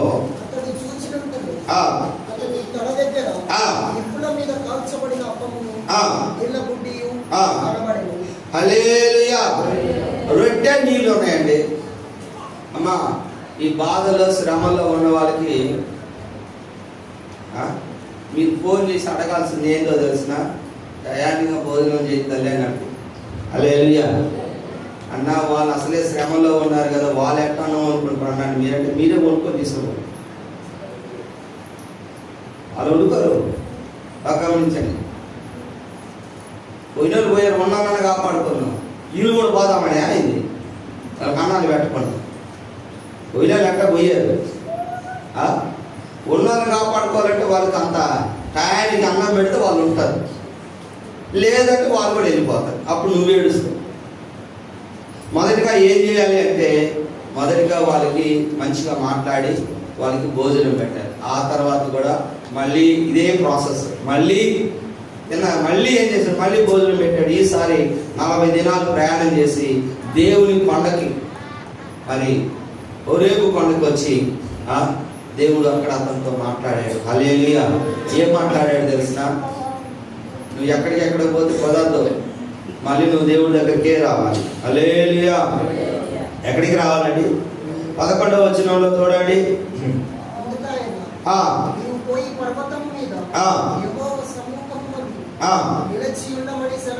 హల్లెలూయా. నువ్వు పోయి పర్వతం మీద యెహోవా సముఖమందు నిలిచి ఉండము. బాగా గమనించండి. అలా ఉన్నప్పుడు దేవుని కొండ, బాగా గమనించండి. నువ్వు మళ్ళీ ఏం చేయాల్సిన, మళ్ళీ దేవుడి దగ్గరికి రావాలి, దేవుడి మందిరానికి రావాలి. కృంగినప్పుడు దేవుడి సన్నిధికి రావాలి. సామెతల గ్రంథం 24వ అధ్యాయం 10వ వచనంలో ఉంటుంది. 24వ అధ్యాయం 10వ వచనం సామెతల గ్రంథంలో, శ్రమ దినమున నువ్వు కృంగిపోవద్దు. శ్రమ దినమున నువ్వు కృంగిపోవద్దు. కృంగిపోకుండా నీకు మందిరం దగ్గరికి రా, దేవుడి సన్నిధికి రా. హల్లెలూయా. దేవుడి సన్నిధికి రా. దేవుడి బిడ్డల మధ్య ఉంటే అది అన్న మర్చిపోతాం. ఆ తర్వాత ఏలియా చెప్పాడు, ఏలియా నువ్వు నీ తర్వాత ఎలీషాని సిద్ధపరచాలి. హల్లెలూయా. అమ్మా, రైట్ అవడానికి ఒక మాట, ఇంకా సువార్థికులకు ఒక మాట, సేవకులకు ఒక మాట. మనందరం మనతో పాటు కాదు, మన తర్వాత కనీసం ఒక్కనాన్న సిద్ధపాటు చేద్దాం. సపాట్లు పెట్టండి. హల్లెలూయా. నువ్వు బ్రేక్ అవుట్ చేస్తుంటే నీ తరపు ఎవరు ఒకరిని సిద్ధపాటు చేయాలి. ఇప్పుడు నేను సేవ చేస్తున్నా, నా సేవ నాతో బాగూడదు. ఏం చేయాలి? ఎవరినో ఒకరిని సిద్ధపాటు చేస్తావు. నీ ఆస్తి నీ పిల్లలకి ఇస్తావు, మరి ఆత్మ సంబంధమైన ఎవరికి ఇవ్వాలి? అందుకే గుర్తుపెట్టుకోండి, మనం ఈ మందిరాన్ని కనిపెట్టుకుంటే దేవుడు మనకి ఇస్తాడు ఏదో ఒకటి. హల్లెలూయా. కనిపెట్టుకుంటే నాకు ఇది ఇచ్చాడు, ఇంకొకరికి ఏది ఇస్తాడు? ఒక గురి గుర్తు పెట్టుకోండి. నీవు ఈ లోకాన్ని విడిచే లోపు దైవ సంబంధమైన, లోక సంబంధమైన, బిడ్డల సంబంధమైన అవన్నీ మీరు చేసుకోండి. హల్లెలూయా. ఆత్మ సంబంధించింది కనీసం ఒక్కడానే నేను చేయాలి. నేను ఈ భూమి మీద పుట్టినందుకు ఒక పని చేయాలి. దేవుడి కొరకు నేను ఏదో ఒకటి చేయాలి. హైదరాబాదులో వినండి, హైదరాబాదులో 2 భార్యాభర్తలు ఇన్కమ్ ట్యాక్స్లో మంచి ఉద్యోగస్తులు. బాగా వినండి, మంచి ఉద్యోగస్తులు అంట. దేవుడు నమ్ముకున్నారు, బాగానే ఉంది, మంచి ఆఫీస్ రాము కూడా. మరి కొద్ది కాలానికి ఆ భర్త చనిపోయాడు. భర్త లేదు, భర్త చనిపోయాడు. ఈ భార్య ఉద్యోగం చేస్తుంటే ఆమె కూడా రిటైర్డ్ అయింది. రిటైర్డ్ అయిపోయిన తర్వాత ఎంత వచ్చింది? అందరూ ఇటు చూడండి, ఇది హైదరాబాద్లో జరిగింది. ఎంత వస్తే ఆ డబ్బులు మొత్తం తీసుకొని ఏం చేసిందో తెలుసా? అనాథాశ్రయం పెట్టి. ఏంటో తెలిసిన? ఎవరైనా ఆకలితో ఉన్నారా, బాధతో ఉన్నారా, మా ఇంటికి రండి, మా ఇంట్లో ఉండండి, ఎన్ని రోజులైనా ఉంది, తిను, ప్రార్థన చేస్తే బాగుండు. ఒక పాస్టర్ గారు ఆమె ఇంటికి వెళ్తే ఆమె చుట్టూ దాదాపు 100 మంది ఉన్నారట. మన ఇంట్లో ఇద్దరు పోషించుకోవడానికి తప్పిప్పులు అయిపోతున్నామండి. అసలు మామూలు ఆట పడట్లా, ఉదయం నుంచి సాయంత్రం పని చేసినా జాగ్రత్త. ఈయనకు డౌట్ వచ్చింది, అమ్మా ఈ 100 మంది జాగ్రత్తమే కాదంట, మధ్యలో ఫోన్ వస్తే ఎవరికి ఏదన్నా కానీ ఎంఆర్ ఆఫీస్లో కానీ లేకపోతే పెన్షన్ దగ్గర కానీ ఫోన్ చేస్తే చాలంట, పోయి ఆ మాలి వాళ్ళ ఆఫీసర్ అడిగిదంట. ఎందుకంటే ఈమె ఒకప్పుడు ఆఫీసర్ కాదు, అడిగి పనులు చేసిద్దంట. నేను డౌట్ వచ్చిందంట, అమ్మా నువ్వు ఇంత ఉద్యోగస్తురాలి, రిటైర్డ్ అయ్యి ఇంత వచ్చింది, ఎవరికి ఇవ్వకుండా, బిడ్డలకి ఇవ్వకుండా, ఎవరికి ఇవ్వకుండా మొత్తం మీ దగ్గర పెట్టుకుని అనాథాశ్రయం పెట్టి అందరినీ పోషిస్తున్నావు, అసలు ఇలా పెట్టాలని నీకు ఎవరు చెప్పారు అన్నాడు. హల్లెలూయా. ఇలా పెట్టాలని ఎవరు చెప్పారు అన్నాడు. ఒక అన్యుడు చెప్పాడు అయ్యా అన్నాడు. చెప్పలేదు కానీ ఒక అన్యుడు చేస్తుంటే చూశాను అన్నాడు. ఎవరమ్మంటే పలానా ఊర్లో పెద్ద సిటీలో బాగా వినండి, ఆయన ఒక పేరు పెట్టాడంట. ఏమని పేరు పెట్టాడు ఆయన అంట? ఒక పేరు పెట్టాడంట. ఏమని? మన ఇల్లు. ఏంటంటే ఒక అన్యుడు మన ఇల్లు అని పెట్టాడంట. ఆయన చేసే పని ఏంటో తెలిసిన, ఈ పెద్ద పట్టణంలోకి ఎవరైనా వస్తే మీకు భోజనం లేకపోతే ఈ ఇల్లు దాన్ని గుర్తుపెట్టుకోండి, వచ్చి అన్నం తిని ఉదయాన్నే పోండి. ఏదండి అసలు నువ్వు గళ్ళు పెట్టుకుంటున్నావే, నీ ఇంట్లో దూడలు వస్తే మట్టి అయిద్దండి. తలుపులు వేసుకొని కిటికీలు వేసుకొని అవోరే నాయన. మనందరం ఇప్పుడు మారేమేమన్నా? అసలు ఇంకా ఇది బాగాలేదండి. ఇంకా మన వాళ్ళు కూడా కొంతమంది కొన్ని ఇంట్లోకి రాని రేవుండి. ఒక అక్క ఉంది, పేరు చెప్పండి. చర్చికి వస్తే చర్చి కొండలో నీళ్ళు కూడా తాగేది కాదు. మా ఇంట్లో నీళ్ళు తాగితే చర్చిలో నీళ్ళు తాగితే ఎక్కడ తాగదు. మేము ఎవరు చెప్పుకుంటామయ్యా? హల్లెలూయా. మీరు చేసే పనులకి మేము మిమ్మల్ని ముఖం మీద అడిగామనుకో, ఈ సంఘం కాకపోతే జాన సంఘం ఒకటే 11 సంఘాలు ఉన్నాయి మైలేజ్ కాలంలో అని అంటారు. అందుకని మేము ప్రార్థన చేశాం. ఆ తర్వాత ఆమె మా ఎంగిల్ నీళ్ళు కాదు, అందరూ ఎంగిల్ నీళ్ళు అవుతుంది, సపోర్ట్లు కట్టాలి. వద్దన్నా చెప్తుంది, వద్దన్నా తాగుతుంది. అప్పుడు తయారవ్వాలండి. మీ ఇల్లే మా ఇల్లు, మా ఇల్లే మీ ఇల్లు. హల్లెలూయా. అర్థమైందా? మన ఇల్లు అని పెట్టాడు ఆయన. ఆయన ఏం చేశాడు? ఎవరైనా ఈ సిటీలో మీకు ఎవరు ఆశ్రయం ఇవ్వకపోతే మా ఇంటికి రండి, మేము అన్నం వండి పెడతాము, అయితే ఉదయాన్నే పోవాలా. ఒక అన్యుడు అట్ట చేస్తే ఒక దేవుడు అనుకుని నేను ఎట్ట చేయాలి, సవాలుగా చేయాలనుకుని ఆస్తి మొత్తం తీసుకొచ్చి అనాథాశ్రమం పెట్టి పోషిస్తానండి. సప్పట్లు హల్లెలూయా. ఏకంగా పోషిస్తుంది. నీ ఇంటికి సంవత్సరానికి ఒక్కసారి వస్తాడా ఎవరైనా? ఓ అమ్మో ఏడో ఏదో కానీ అల్లాడిపోతారు. వద్దండి, దేవుడిని అనుకున్న తర్వాత కొంచెం భోజనం అన్న పెట్టాలి. హల్లెలూయా. దేవుని బట్టి మనం ప్రేమించాలి. శ్రమలో ఉన్న వాళ్ళకి ముందు మనం చేయాల్సింది భోజనం పెట్టి, ఆ తర్వాత దేవుడు ఏం చేశాడు అసలు? దేవుడు కూడా అదే ఫాలో అయ్యాడు. శ్రమలో ఉన్న వ్యక్తికి ఇంటికి వస్తే ఆ యొక్క కారణం వేయకూడదు, మాటలతో గాయపరచకూడదు, కానీ ప్రశాంతంగా మంచిగా మాట్లాడాలి. ఆ తర్వాత ఆయన కర్తవ్యం చెప్పాలి. ఏలియా, నువ్వు ఎలీషాని సిద్ధపరచు, ఇదిగో ఒక రాజుని సిద్ధపరచు అని చెప్పాడు. ఆ విధంగా అతడు కురింగిపోకుండా మళ్ళీ ఏం చేశాడు? అమ్మా, బైబిల్లో చనిపోకుండా డైరెక్ట్గా పరలోకానికి వెళ్ళిన వాళ్ళు ఎంతమంది? వాళ్ళు చనిపోవాలా? ఎవరు బైబిల్లో? 2 ఉన్నారు. ఎవరు? ఆనోకు, ఇంకొకరు ఎవరు? గట్టి చెప్పండి. ఏలియా. చప్పట్లు కట్టండి. ఒకప్పుడు మరణం అంటే కడకడ భయపడ్డవాడు. రోజంతా నేను చచ్చిపోన్నాడు. ఏలియా చచ్చిపోయాడా? అగ్ని రథాలు వచ్చాయి. మామూలు రథాలు ఉన్నాయి, అగ్ని రథాలు ఉన్నాయి. దానికి రథం ఉంది, అగ్ని రథాలు. అగ్ని రథాలు, అగ్ని గుర్రాలు.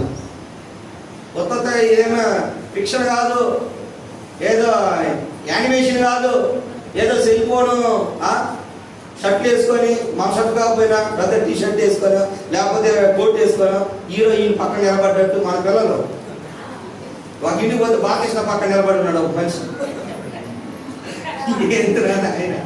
ఆయన పవన్ కళ్యాణ్ మీద చేసినట్టు ఇవన్నీ వస్తే వాళ్ళు ఈ కాడ ఎట్లా వస్తారు? నీ బొద్దు మీద చేస్తారు. ఏంది వాళ్ళు చేసి పక్కన పెడతారు. ఏది చూడు ఒకసారి చేయి తీసి పక్కన పెడతారు. అదే నువ్వు కొట్టులో కట్ చేసుకొని పెట్టుకోవట్లే. కానీ ఏలేకి ఏమొచ్చింది తెలిసిన? నిజంగా అగ్ని రథాలు వచ్చాయి, తీసుకుని లే. హల్లెలూయా. అగ్ని రథాలు తీసుకెళ్ళి మనమే లేదా ఇంటి. ఏదైతే భయపడుతున్నావో, ఏదైతే శ్రమ పడుతున్నావో ఆ శ్రమ అసలు లేకుండా చేస్తాడు దేవుడు. ఒకటి కుంగిపోవద్దు, దేవుడు నాడని గుర్తు తెచ్చుకో. అర్థమైందా? యోహాను సువార్త 16:33 కూడా లోకంలో మీకు శ్రమ కలుగును, అయినా ఏం చేయాలంట? ధైర్యము తెచ్చుకోను. హల్లెలూయా. ఏం తెచ్చుకోవాలండి? ధైర్యం తెచ్చుకోవాలి. మొదటి సమూయేలు గ్రంథం 30వ అధ్యాయము, మొదటి సమూయేలు గ్రంథం 30వ అధ్యాయం 6వ వచనంలో పలకండి. దావీదు తన దేవుడైన యెహోవాను బట్టి ధైర్యమును తెచ్చుకొనెను. అమ్మా వినండి, దావీదుకు ఒక శ్రమ వచ్చింది. దావీదుతో ఉన్న వాళ్ళు 400 మంది ఏడుస్తున్నారు. తమ బిడ్డను తీసుకెళ్లారు, తమ భార్యను తీసుకెళ్లారు. శత్రువులు వచ్చారు. వారు లేని స్థానంలో, వాళ్ళు లేని టైంలో దావీదుతో పాటు 400 మంది యోధులు వాళ్ళందరూ ఒక పట్టణానికి వెళ్ళారు. ఈ లోపు ఏం జరిగింది తెలిసిన? శత్రువులు వచ్చి, ఫిలిస్తీన్లు వచ్చి వాళ్ళ యొక్క సంపదను మొత్తాన్ని, బిడ్డల్ని, మరి భార్యను అందరూ తీసుకెళ్ళిపోయారు. అందరూ ఏడుస్తున్నారు. ఆ ఏడుస్తున్నప్పుడు బాగా గమనించండి, దావీదు కూడా ఏడుస్తున్నాడు. అందరూ ఏడుస్తుంటే అక్కడ రాయబడింది ఏంటో తెలిసిన? ఏడవటానికి కూడా శక్తి లేకుండా ఉందంట. అసలు ఎంత ఘోరం అండి. 6వ వచనం, దావీదు మిక్కిలి దుఃఖపడిను. బాగా గమనించండి, వారందరూ ఏడుస్తున్నారు, ప్రాణం విసిగిపోతుంది. ఆ సమయంలో అందరూ అనుకున్నారు, ఈ దావీదును బట్టే కదా, ఏంటంటే ఈ దావీదును బట్టే కదా మనం పలానా ఊరికి వెళ్ళింది, కాబట్టి దావీదుని చంపుదము రండి. ఏంటంటే అమ్మా, ఒకప్పుడు ఈ దావీదు దగ్గరకు వచ్చిన వాళ్ళు ఎలాంటి వాళ్ళు తెలుసా? అప్పులో లాంటి. ఎవరు? అప్పులో, బాధలో ఉన్నవాళ్ళు, నీరసంగా ఉన్నవాళ్ళు, ఎవరు కూడా వాళ్ళకు పనిచ్చిన వాళ్ళు కాదు. దావీదు వాళ్ళందరినీ దగ్గర చేర్చుకొని, ఇరుకులో ఇబ్బందులు ఉన్న వాళ్ళందరినీ చేర్చుకొని, మా దేవుడు నిన్ను ఎలా పిలుచుకున్నాడు? నువ్వు దేవుడు నమ్ముకునేటప్పుడు నీ స్థితి ఏంటి? అనారోగ్యంతో ఉన్నావు, అపాయంలో ఉన్నావు, కుటుంబ సమస్యతో ఉన్నావు. దేవుడు నిన్ను తీసుకొచ్చాడు, నిన్ను బాగు చేశాడు. తర్వాత దేవుడు నీకు తిరుగుబాటాడు. ఏంటండి ఏమంటున్నాడు తెలిసిన? దేవుడు, నేను పెంచగా వారు నా మీద తిరుగుబాటు చేశారు. సేవకుడి మీద తిరుగుబాటు చేస్తాను. ఈరోజు నువ్వు ఒక స్థాయిలో ఉండటానికి ఈ సంఘం లేకపోతే దేవుడి బిడ్డలు ప్రార్థన చేస్తేనే కదా నీకు వచ్చింది. బయటికి పోయి సంఘం మంచిది కాదండి ఎప్పుడు అరుచుకుంటా ఉంటాడు. మరి ఈ సమస్యలు చేస్తున్నప్పుడే కదా నీకు మేలు జరిగింది. అని మేలు జరిగినప్పుడు ఏం చేయాలి? బాగా ఆస్వాదించావు. మేలు జరిగినప్పుడు ఉద్యోగం పొందుకున్నావు. మేలు జరిగినప్పుడు ఆరోగ్యం వచ్చింది. ఇప్పుడేమో కొద్దిగా రెక్కలు వచ్చేసరికి ఏమంటున్నారు? కొంచెం వాక్యం తెలిసిన తర్వాత ఏముందిలే ఆడ, ఏం దావీదులే. కష్టం వచ్చినప్పుడు ఏం చేశారు? దావీదుని రాళ్ళతో కొట్టి చంపాలనుకున్నారు. గుర్తుపెట్టుకొని రొట్టెలు, ఒక పాట కూడా ఉంది ధర్మమేడం, రొట్టెలు తిన్న వాళ్ళైనంట రాళ్ళతో కొట్టారు.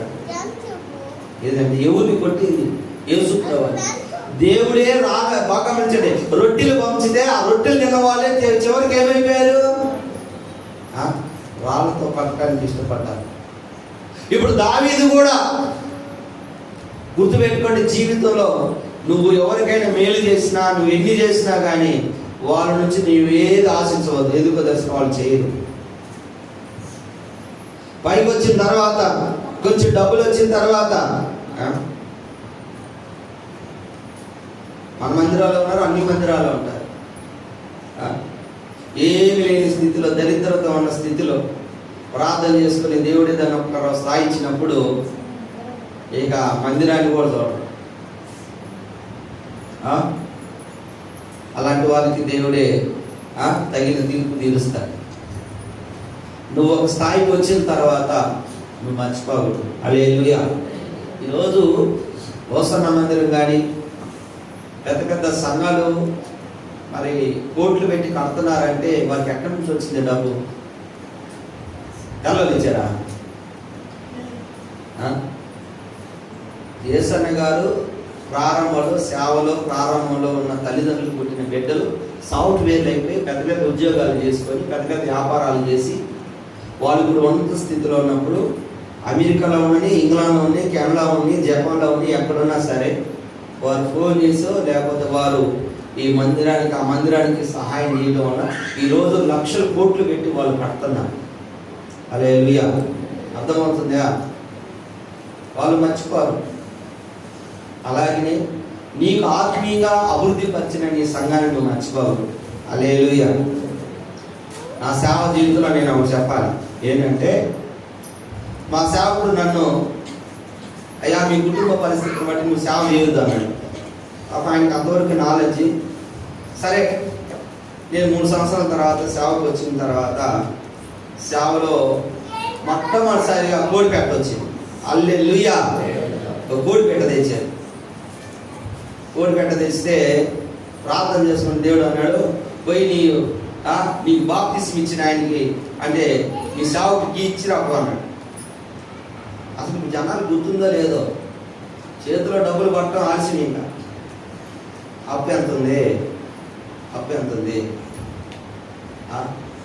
అయ్యా మా బాధలోనే అంటే, సరే నీ బాధలోనే దేవుడికి స్థితి ఇచ్చాడు. నాకు కూడా అప్పుడు ఫస్ట్ సారి వచ్చింది ఆ కోడి. అది తీసుకెళ్ళి ఆయనకి ఇస్తే నాకు బాగా గుర్తుంది. నల్లకట్ట. హల్లెలూయా. బాగా 16 సంవత్సరాల కింద చెప్తాను. వెళ్తే ఆయన అంత ఆనందంగా ఆ కోడి పెట్ట తీసుకొని కమ్మగా నన్ను దీవించాను. హల్లెలూయా. దీవెన కావాలని కోరుకోండి. మనకు దీవెన కావాలి. కోడి లేదు, ఈ కోడి రోజు వస్తుంది, లేకపోతే తర్వాత 100 కోళ్ళని కోరుకోవచ్చు. దీవెన రాదు. ఇప్పుడు ఆయన లేడు, పరలోకానికి వెళ్ళిపోయాడు. ఇప్పుడు వచ్చింది అపోతే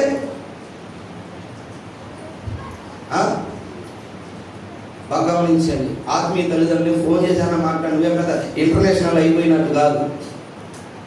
ఫోన్ చేసుకుని టచ్లో ఉండాలి సేవకుడి. హల్లెలూయా. నేనే వెళ్ళాను. ఇప్పుడు విశ్వాసం మేము ఏమి మాట్లాడుతున్నా కానీ వందనాలు పెడుతుంటే తలకాయ తిప్పుకొని వెళ్ళిపోతున్నారు. తప్పండి. ఆత్మీయ తల్లిదండ్రులకి మనము లోబడాలి. లోబడకపోతే ఇంకా దేవుడు నీకేమి ఇస్తాడు? ఏమి. లోకంలో శ్రమ వచ్చింది. దావీదు కూడా శ్రమ వచ్చింది. ఎవరి ద్వారా వచ్చింది శ్రమ? పక్కన ఉన్న వాళ్ళ ద్వారా వచ్చిందండి. ఆయనతో పాటు పరిచయం చేస్తున్న యుద్ధానికి వచ్చే వాళ్ళతోనే వచ్చింది. అయితే దావీదు ఎవరి వైపు చూశాడు? దేవుని వైపు చూసి ధైర్యం తెచ్చుకున్నాడు. ప్రభా నువ్వు నాకున్నావు. హల్లెలూయా. నీకు ఎవరున్నారండి? ఎప్పుడు గుర్తుపెట్టుకో. పలకండి, నాకు దేవుడు ఉన్నాడు. నాకు ఎవరున్నాడు? దేవుడు ఉన్నాడు. అంతే. పనిచేసే పేదవాడినంట, దేవుడు నమ్ముకున్న అతను తిమోతి అనే ఒక ఆయనంట ఒక యజమాని కింద పనిచేస్తూ ఉంటే ఏ కొడుకు అప్పుడు తింటుండంట. ఓ తిమోతి రావయ్యా. ఏం దయ్యారు అంట. ఏమన్నా సంపాదించుకున్నావా అన్నాడంట. వెనకేమన్నా వేసుకున్నావా అన్నాడు. ఆయన నాకేం లేదు, దేవుడే అండి అని. అదేదా వయసుకి పోయిపోతుంది, ఏది పిల్లలు చూడరు ఏదైనా వెనక చేసుకో అన్నాడంట. నాకు చూడు, తూర్పు దిక్కునా మామిడి తోట, పడమల దిక్కునా ఏంటి జాంకాయ తోట, ఇటు చూడు ఉత్తరం చూడు వరి ఇటు చూడు పొగాకు 4 పక్కలు ఉన్నారట. ఎన్ని పక్కలు ఉందంట? బిల్డింగ్లు ఉన్నాయి, పొలాలు ఉన్నాయి, తోటలు ఉన్నాయి, 4 పక్కలు ఉన్నాయంట. అయ్యా వందనాలే మంచిది. ఏమనుకోతే ప్రశ్న అడుగుతానంట. నీకేమైనా పైన ఉందా అన్నాడు. అదేంద్రా అన్నాడు. మరి ఎన్ని వదిలిపెట్టి పోవాల్సింది పైకే కదా అన్నాడు. ఇవన్నీ వదిలిపెట్టి పైకే కదా పోవాల్సింది. మరి ఆడేం లేదు. మరి నాకు ఆడొక్కటే ఉంది, దేవుడు ఉన్నాడు నాకు, నీకు లేడు. అందుకే నీకు 4 పక్కలు ఉన్నా ఒకటే, నాకు పైన ఉన్నా ఒకటే. సప్పట్లు కట్టండి. నీకు అందరికి 4 పక్కలు ఉన్నది. 4 పక్కలు ఉన్నా ఒకటే, మనకు ఒక పక్కే ఉంటుంది సార్. హల్లెలూయా. ఆకాశం ఉన్న దేవుడు ఉంటే మన చాలండి, ఇంకేంటి భయము. దావీదు ధైర్యం తెచ్చుకొని ప్రభా ఏం చేయమంటా, ఎల్లు నేను తోడుగా ఉన్నాను. శ్రమ రావడం మేలు. పోయాడు, యుద్ధం చేశాడు, వాళ్ళందరినీ తెచ్చుకు పోతా బట్టి బంగారం వెండి ఆస్తులు కూడా వచ్చేసాయి. హల్లెలూయా. శ్రమ రావడం ఇప్పుడు మేలే కాదా? అందరు పంచుకునేటప్పుడు అంట, ఒరే అనవసరంగా దావీదుని కొట్టపోయాం, ఎంత సంపాదించింది దావీదు, ఏం సంపాదించిన అన్ని కుప్పలు వేసుకొని బంగారము వెండి పోసుకుంటున్నారంట గోతాలకి. చూడండి అంటుంటారు. దేవుని బట్టి ధైర్యం తెచ్చుకో. ఇక 3, 1 శ్రమను వదిలినప్పుడు కుంగిపోవద్దు. 2 దేవుని బట్టి ధైర్యం తెచ్చుకో. ఇక 3వది వాక్య నిమిత్తం నీకు శ్రమ వచ్చింది. హల్లెలూయా. మత్తయి సువార్త 13:21 వచ్చింది. మత్తయి సువార్త 13:21 వచనంలో మనం చూసినట్లయితే వాక్యం నిమిత్తం నీకు శ్రమ కలుగును. వాక్య నిమిత్తము శ్రమ. వాక్యం అంటే యేసు ప్రభువు. అపోస్తలుల కార్యం 16వ అధ్యాయంలో మరి పౌలు శీలలు ఒక దెయ్యం పట్టిన అమ్మాయిని, పూతోను అనే దెయ్యం పట్టిన అమ్మాయిని చూసి వ్యాకులు పడ్డారంట. 16వ వచనం, 16 మేము ప్రార్థనా స్థలమునకు వెళ్ళుచుండగా పూతోనని దెయ్యం పట్టినదై సోదె చెప్పడి చేత తన యజమానులకు బహు లాభం సంపాదించుతున్న ఒక చిన్నది మాకు ఎదురు వచ్చి.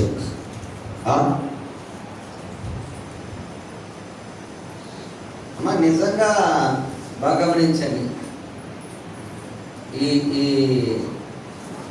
కొంతమంది అంటారు, అన్నా మాకు పలానా జరిగిందంట. మరి ఎప్పుడు తెలుసు? మేము ఆడికి పోయామన్నట్టు. ఆడికి పోయి చెప్పట్లా, వాళ్ళు చెప్పింది అన్నాడు. ఎవరు చెప్పారు? అదే అన్న ఆడికి పోయాము చూపించుకుంటే వాళ్ళు ఏదో ఉన్నదంట. మరి చెప్పిన చేత చేయించుకోవచ్చు. ఎక్కడికి వచ్చారు? మంత్రిపాడి దగ్గరకు పోతుంది. ఆ 10,000 20,000 ఇచ్చి వాడికి మరి ఏంటి చేయలేదు. మరి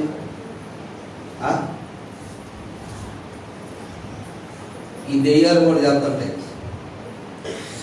దెయ్యాలు చెప్తాయి కానీ చేయవు. మనిషికి మేలు చేయవు. మనిషికి మేలు చేస్తాయి దెయ్యం.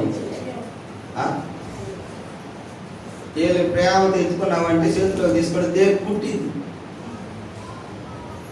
అబ్బా తేలు ఒకడంట, అబ్బో నీళ్ళలో పడ్డది, తేలు నీళ్ళలో పడ్డదని, అమ్మ చచ్చిపోతాను కూడా చేయి పెట్టింది. ఏం జరిగిందండి? తేలు ఆటేసింది. ఇష్టం ఎక్కువ వాళ్ళు తెచ్చిందండి. అయ్యో పాపం అనగా పాప విషయంలో అయ్యో పాపం అంటే పాపమే పైకి. అర్థమైందా? పాప విషయంలో రాజీ పడకూడదు. జాగ్రత్తగా వినండి. చాలామంది ఏమవుతారంటే ఈ దెయ్యాలతో జాగ్రత్త, ఏ విగ్రహాల విషయంలో చాలా జాగ్రత్త. కొంతమంది బాధపరుస్తున్నారు నన్ను కాదు, ఇంకా దేవుని బాధపరుస్తున్నారు. ఏడపస్తున్నారు, ఇంకా అన్ని చోట్ల పోతున్నారు. ఆడికి పోయే వాళ్ళు ఏడు కాగండి. హల్లెలూయా. ఆడిపోతే ఆడిపోండి, నేనేమో వద్దన్నా. ఇక్కడికి వచ్చిన తర్వాత ఇంకెక్కడికి పోకుండా దేవుడి మీద ఆధారపడు. హల్లెలూయా. ఈ పుతోని దెయ్యంతో అప్పటికప్పుడు పౌలు గారికి తెలుసు, ఈ దెయ్యాన్ని వదలగొట్టానంటే వీళ్ళకంత లాభం పోయిందని ఆయన వదలగొట్ల. మొదట్లో మౌనంగా ఉన్నాడు. 2-3 రోజులు చూశాడు. ఇక తట్టుకోలేక చూడండి ఏం జరిగింది. మరి కొన్ని దినములు మాకు ఎదురుగా వస్తుంది. ఆమె పౌరును మమ్మల్ని వెంబడించి మనుషులు చెప్తూ ఉంటే 18వ వచనం పలకండి. ఆమె ఇలాగూ అనేక దినములు చేయించుండేది కనుక పౌలు ఏకలబడి దాని వైపు తిరిగి, నీవు ఏమను వదిలిపోమ్మని యేసుక్రీస్తు నామమున ఆజ్ఞాపించుతున్నానని ఆ దైవంతో చెప్పాను. వెంటనే అది ఆమెను వదిలిపోయి. హల్లెలూయా. కొంతమంది మనం రెచ్చిపోతాం. పౌలు రెచ్చిపోయాడా?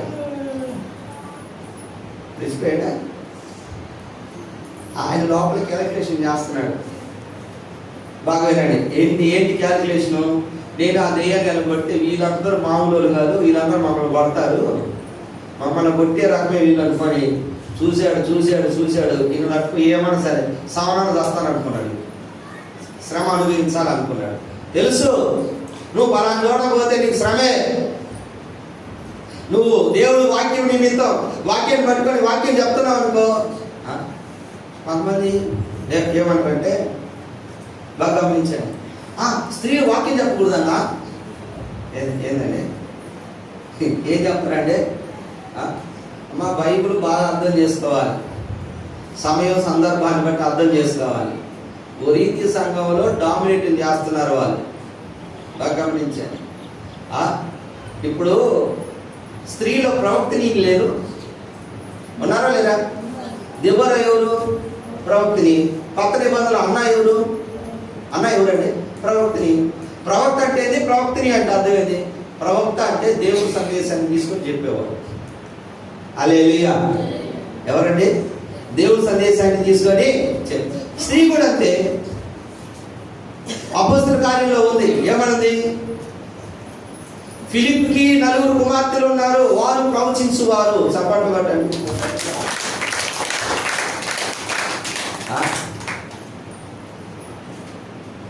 సమయ సందర్భాన్ని బట్టి స్త్రీ ద్వారా దేవుడు మీకు వాక్యం పరిశీలిస్తే వాక్యాన్ని ప్రకటించండి. హల్లెలూయా. అర్థమైందా? యేసు ప్రభువు తిరిగి లేచిన మొదటి సువార్తమానం ప్రకటించింది మగ్దలేని మరియ.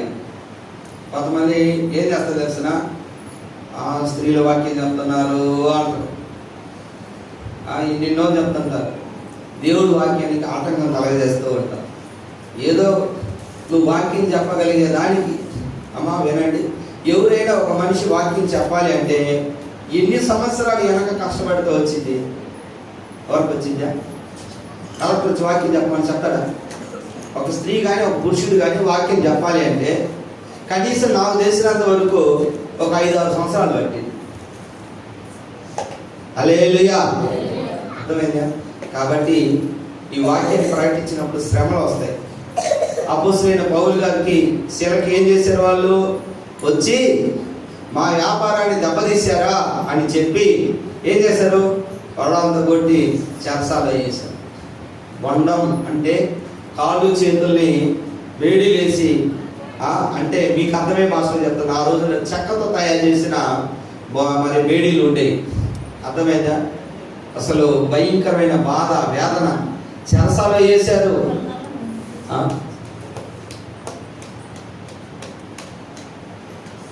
ఏం బ్రదర్ పలానా చోట పోదామంటే అన్న అక్కడికి రానన్న జలుబు వచ్చింది. దగ్గు వచ్చిందన్న, ఏడన్నా ఈ మనసులో పోయేది, మీరు కూడా బాగా కానన్న వాందకి చూద్దాము. అరే జలుబు దగ్గరికే నువ్వు ఇప్పుడంటే దువ్వేసిన చేస్తావు బాబు. మా సేవకుడు అనుకున్నాడు అంట, ఏది ప్రభావ సేవ చేస్తుంది, ఇంత గాలి తుఫాను అవుతుంది, నేను ఈ వాన భయంకరమైన వడగలు వాన వస్తుంది, నేను చేయలేలే ప్రభా, వాన తెలిసిపోతున్నా అంటే ప్రభు అన్నాడంట, నీకోసం నేను రక్తంలో తెలిసాను అన్నాడు. మాటకు రోషం వచ్చి వెళ్ళిపోయాడు. మామూలుగా బాలేదు. నువ్వు సేవిస్తున్న దేవుడు నీకోసం రక్తం జీవించాడు. మొదటి పేతురు రాసిన పత్రికలో ఉంటుంది 2:1 4:1 యేసుక్రీస్తు శరీరమందు శ్రమ పడినో. ఎట్లా అండి? బైబిల్లో స్పష్టంగా రాయబడింది 4:1 మొదటి పేతురు 4:1 క్రీస్తు శరీరమందు శ్రమ పడినో కనుక. హల్లెలూయా, పలకండి. మన ఆయుధం ఏంది? మన ఆయుధం ఏంటండి? ఈ వాక్యంలో చెప్పండి తల్లులారా, మన ఆయుధం శ్రమ. ఎప్పుడైనా కత్తి కొడవలు చూసారా? ఏంది నక్సలైట్ కత్తి కొడవలు చూసిన వాళ్ళు చేతులు ఎత్తండి. ఈసారి కత్తి కొడవలి సమాధులు ఉంటాయి. దాన్ని పోయేటప్పుడు ఎక్కడైనా చూడండి, ఎర్ర జెండా చూడండి ఒకసారి. ఆడ నేను వాక్యం చదివితే మైండ్ నాకు చెదిరిపోయింది. ఏంటో తెలిసిన, వారా శ్రమని ఆయుధం అయితే శ్రమే. శ్రమ పడితే నీ సంఖ్యలు పోతాయి. వాళ్ళు శ్రమ పడుతున్నారండి, ప్రాణాలు తెగిస్తున్నారు. నక్సలైట్లు వాళ్ళ ఉద్యమాల కోసము వాళ్ళ యొక్క ఒకసారంట ఎంతమంది తెలుసు, ఎల్టీటీ అధినేత ప్రభాకరన్. బాగా గమనించండి, మీరు శ్రీలంకలో సైన్యం మీద పోరాడగలరా అన్నాడు. మీరు తమిళోళ్ళు కొద్దిమంది, నువ్వు దానికి నాయకుడిగా ఉన్నావు, వాళ్ళతో యుద్ధం చేయడానికి, వాళ్ళతో ఫైట్ చేయడానికి వెళ్తున్నారు, మీరు కొద్దిమందే కదా, మీకు జయం వచ్చిందా అన్నాడు. ఆయన ఒక్కటే అన్నాడట విలేకరుతో. ఏమన్నాడు తెలిసిన, ఒక సైనికుడు పిలిచాడు. అందరూ ఇటు చూడండి. అతని దగ్గర ఉన్న సైనికుడు పిలిచాడు, ఎల్టీటీ వాళ్ళు పిలిచాడు. పిలిచి ఒక్కటే మాట్లాడాడు. వాళ్ళ మెడలో ఎప్పుడు ఒక దండ ఉంటుంది, మీరు గమనించారా లేదో, ఎప్పుడు ఒక దండ ఉంటుంది. దండకి చివర ఎత్తుది ఒక ట్యాబ్లెట్ లాగా ఉంటుంది అన్నమాట. అది ఒక చిన్న ఒక దాంట్లో తయారు చేసినట్టుగా దాంట్లో పెట్టుకుంటారు మందు. ఒకటి పిలిచి మింగరా అన్నాడంట. ఏంటండి? మింగరా అనగానే దండ తీసుకుని అమాంత మింగి ఆడే నురుగు కప్పుకొని తెచ్చాడు. అది నా పవర్ అన్నాడు. నా కోసం వచ్చిన వాళ్ళు సావటానికి ఉంటారు, ఇక మళ్ళీ లేదు, ఇక అందుకే మేము గెలుస్తామన్నారు. దేవరాజులందరూ అప్పుడే తయారయ్యేది. సైడెడ్ ఉంటుంది వాళ్ళకి ఎప్పుడు మేలో. దొరికాడనుకో సాక్షి చెప్పకూడదు, ఎక్కడ స్థావరాలు ఉన్నాయి చెప్పకూడదు. అందువల్ల ఏం చేస్తున్నారు, నిక్కు మూమెంట్లోకి వస్తే దండ తీసుకురావడం విన్నట్టే. దాంట్లో అంత విషయం ఉంటుంది. నాకేం చెప్పట్లేసే మేము నా కోసం చేసి అంత లేదు మనకి. ఈడు ఒక్కరో మాటే, కొద్ది కాలం నువ్వు శ్రమపడు అన్నాడు. హల్లెలూయా. అట్లా ఉన్నారండి వాళ్ళు. అట్లా ఉంటేనే వాళ్ళు ఉద్యమాలు చేసేది. మనం దేవుడి కొరకు వస్తే దేవుడి సేవలో కొద్దిగా శ్రమ వచ్చినా కానీ ఏమైపోతున్నారు. బైబిల్లో ఒక మాట ఉంది, ప్రకటన గ్రంథం 2:10. ప్రకటన గ్రంథం 2:10. ఏం చేయాలి తెలిసిన, మరణము వరకు ఎట్లా ఉండాలంట, చప్పట్లు కట్టండి. ఎప్పుడుగా నమ్మకం ఉండాలండి, మరణం వరకు నమ్మకంగా ఉండాలి. వినండి, అపోస్తలుడైన పౌలు శిలలు చెరసాలలో ఉండి దేవుని స్తుతించారు. బాధలో ఉన్నప్పుడు, శ్రమలో ఉన్నప్పుడు స్తుతించారు. అలాగనే స్టెఫను కూడా మరణం వరకు, అపోస్తలుల కార్యాలు 7 చదవండి, మరణం వరకు రాళ్ళతో కొడతారా కానీ నమ్మకంగా నువ్వు ఊపిరి పోయేదాకా నువ్వు దేవుడికి నమ్మకంగా ఉండు. అదే దేవుడు ఈరోజు కోరుకుంటున్నాడు. ఒక చిన్న పల్లెటూరులో సేవ చేస్తాడంట ఒక ఆయన, పెద్ద ఆయనకంట ఒక కూతురు ఉందంట. ఆ కూతురు ఒక అన్నిని ప్రేమించి తీసుకొని వెళ్ళిపోయిందంట. అమ్మ బాగా వినండి, ఉదయాన్నే ప్రార్థన పెట్టాలా కట్టకూడదా? బాగా వినండి. ఫోన్ చేశాడంట, ఆయనకంటే పెద్ద ఆయన ఆత్మీయ తండ్రికి ఫోన్ చేశాడంట. అయ్యగారు, మా కూతురు ఒక అబ్బాయిని తీసుకుని వెళ్ళిపోయింది, ఊరు మొత్తం గగ్గోలు పెట్టింది, ఏం చేయమంటావు? ఇప్పుడే గట్టిగా స్వార్థ చెప్పి ఇప్పుడే గట్టిగా మైకి పెట్టాను, సపోర్ట్ కొట్టాడు, ఇప్పుడే గట్టి చేయాలన్నాడు. నిజమండి, గుర్తుపెట్టుకోండి.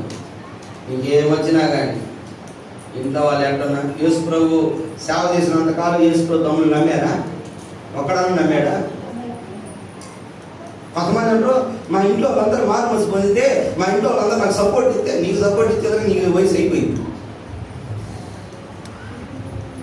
నీకు సపోర్ట్ ఇచ్చేలోపే ఆయన నేను కలిసి తీసుకోవాలన్నా, ఆయన ఎప్పుడు తీసుకుంటాడు, నువ్వు ఎప్పుడు తీసుకుంటావు? బాప్తిసాలు ఎవరు బాప్తిస్ వాళ్ళది, హల్లెలూయా, ఎవరి రక్షణ వాళ్ళది. చెప్తా ఉంటే ఏదో మేము కలిసి తీసుకోవాలని. బాప్తిసం కానీ దేవుణ్ణి నమ్ముకోవటం కానీ మీ ఇండివిజువల్, మీ వ్యక్తిగతం. దేవుడు నమ్మారా, బాప్తిసం తీసుకోండి. వాళ్ళని చూద్దాం, వీళ్ళని చూద్దాం, అట్టు చూద్దాం, ఎటు చూద్దాం అంటే రేపు దైవ రాజ్యానికి మనం వారసులు కాలేదు. శ్రమను బట్టి ఇప్పుడు కుంగిపోవద్దు. శ్రమల్లో మనం చేయాల్సిన శ్రేష్టమైన మాట ఏంటో తెలిసిన, శ్రమల్లో కుంగిపోకూడదు. అలాగనే మరి దేవుణ్ణి స్తుతించాలి, అలాగనే ధైర్యం తెచ్చుకోవాలి, అలాగనే నమ్మకంగా ఉండాలి. ఎప్పుడు దాకా నమ్మకంగా ఉండాలి?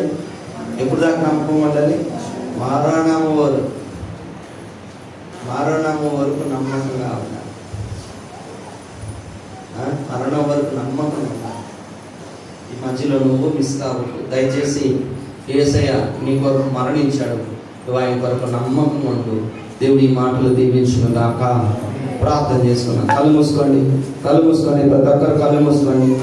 ప్రభా, ఈ దినము నాయన శ్రమ ద్వారా, శ్రమ పడటే మేలు అయింది నాయన. అయితే శ్రమలో నేను ఎలాగ ఉంటున్నానయ్యా, శ్రమలో